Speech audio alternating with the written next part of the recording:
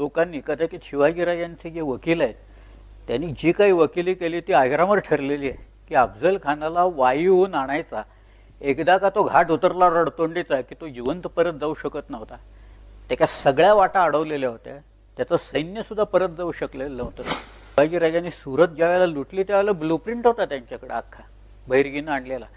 कुणाकुणाकडे काय काय मटेरियल आहे ते सगळं दिलेलं होतं त्याच्यात.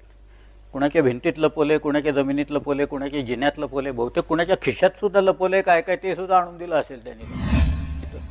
आधी सगळ्या लोकांना परवाना देऊन बाहेर काढलं आणि शेवटचे मुठभर लोक राहिले होते त्याच्यात शिवाजीराजे सुटले. असं त्यांनी काही केलेलं नाही किंवा मी जातो मग तुम्ही सांभाळा आता ते आग्रा आणि औरंगजेब सगळं. तर नाही, शिवाजी महाराजांची करामत बघून हा वाऱ्यासारखा गेला का पक्षासारखा उडून गेला का गुटखा खाऊन गुप्त झाला काही कळत नाही त्याच्यात. पूर्वी गुटखा खाऊन गुप्त व्हायचा असा एक कॉन्सेप्ट होता. आता गुटखा